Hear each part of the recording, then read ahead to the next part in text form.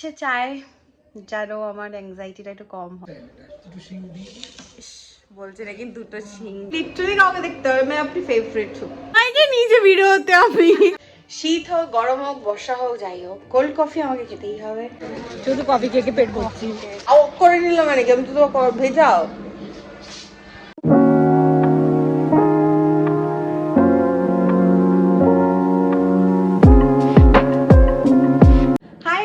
Welcome আর welcome back to my another blog.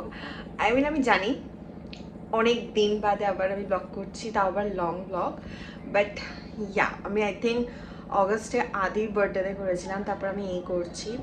So আজকে ভাবলাম একটু ব্লগ করি বিকজ এই ইয়ারে এই সিজনের ফার্স্ট ওয়েডিং অ্যাটেন্ড করব, তো তাই ভাবলাম তোমাদের সাথে একটু শেয়ার করি। তো সবে ঘুম থেকে উঠলাম, এখন ব্রেকফাস্ট করব, আগে এটা একটু ক্লিন করবো, বেডটাকে সব কিছু ঠিকঠাক রাখবো, তারপর ব্রেকফাস্ট করবো। সো ব্লগটা দেখতে থাকো। So let's get started. তো তোমরা ভাবছো যে আমি এরকম চুলের মধ্যে সক্স জড়িয়ে কেন রেখেছি? কিছুই না, আমি একটা হেয়ার স্টাইল করছিলাম, অবভিয়াসলি বিয়েবাড়ি যাবো বলে।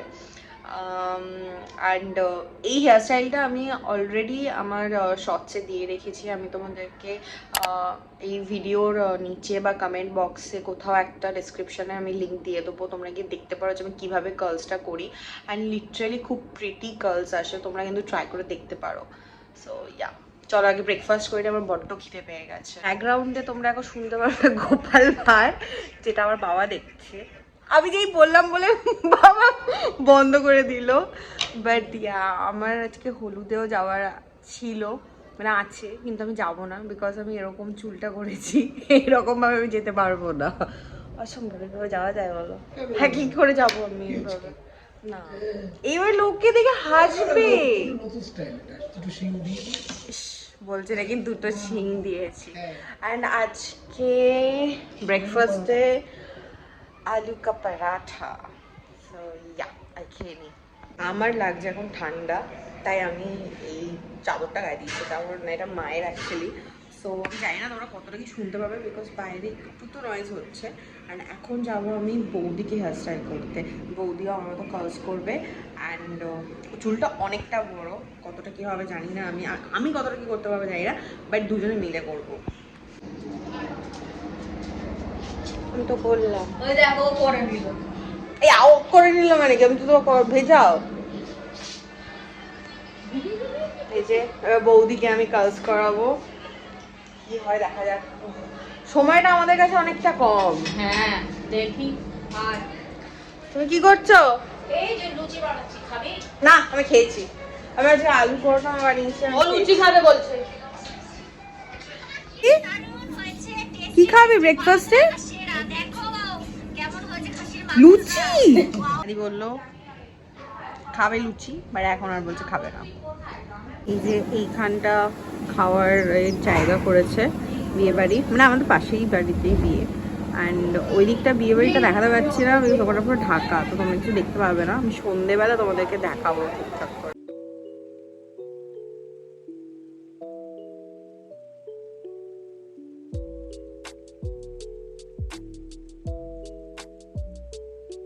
হয়েছে, এখন দেখা যাক রেজাল্টটা কি আসে। আর আমি আমারটাতে করেছি অনেকবার, এবার তোমারটাতে জানি না তো। হ্যাঁ সন্ধ্যাবেলা দেখা যাবে, সন্ধ্যাবেলা দেখা হবে। আবার শাড়ি পাল্টাবো। এই বউ যাচ্ছে, আহা ক্যাপচার করতে পারলাম তো। এরকমই চলে যায় না, এরকমই চলে যায়। হ্যাঁ এ দেখে আমাদেরকে এমনি এখানকার মধ্যে বলবো কি আমরা কারিটার জন্য করছি, রাত্রে কারিটা আমি নেই।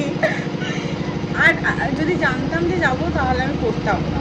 আমাকে তো পরে গেলাম ওখানে, তখন আমাকে তা বললো বারবার কিছু আসবে কি নিবি না, হেয়ার ড্রায়ারটা খারাপ হয়ে গেছে, নেই এমনিও তো নেই, দাদাই ওটাকে সারাতে নিয়ে গেছে। এই যা দাদাই ধরে নিয়েছে। দাদু একটু ধরবে না, আমাকে কাউকে দেখতে হবে, আমাকে লিটারালি কাউকে দেখতে হবে। मैं अपनी फेवरेट हूँ। নিজেকে সাজিয়ে গুজিয়ে রাখাটা খুব ইম্পর্টেন্ট বিকজ করিনা কাপুর বলেছে मैं अपनी फेवरेट हूँ, আর আমি এটা মানি যে मैं अपनी फेवरेट हूँ। আমি এইটা পরছি, তোমারটা দেখাও। এই তো আমি এই শাড়িটা পরবো, বম্মার থেকে একটা শাড়ি ধার নিলাম। আমার এটা অ্যান্ড গুড়িয়াদির এটা পড়ছি। টাটা। কাকিমা এত করে রিকোয়েস্ট করছিল যে আমরা না গিয়ে থাকতে পারলাম না, তো এই চুল নিয়েই আমরা গেছিলাম। অ্যান্ড এই দিনের কিন্তু গ্রামটা আমি অলরেডি পোস্ট করা হয়ে গেছে, গিয়ে তোমরা দেখে আসতে পারো। আর ওদের না অনেকবার করে হলদি হয়, লাইক 5 বার হলদি হয়েছিল। ওদের অনেক রিচুয়ালস বাকি আছে। সো আমি আর বৌদি ডিসাইড করলাম যে আমরা একটু আনকমফোর্টেবল লাগছিল, তো তাই জন্য একটু সালোয়ার পরে নেবো, বিকজ এখন লাঞ্চ করতে যাবো। তো তাই ভাবলাম যে কমফোর্টেবলটা হওয়াটা বেশি বেশি ইম্পর্টেন্ট, তো তাই জন্য এই সালোয়ারটা পরে নিয়েছি। সো এটা আমার সেকেন্ড আউটফিট। এইটা চলছিল আই গেস 4 নম্বর, আরেকবার 5 নম্বর হয়ে তারপরে গায়ে জল ঢালা হবে। বাট আমরা লাঞ্চ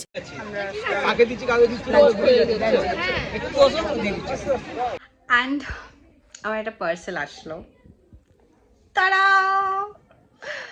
কি কিউট না, আই মিন এটা আমাকে সামহাউ স্পেশাল দিয়েছে।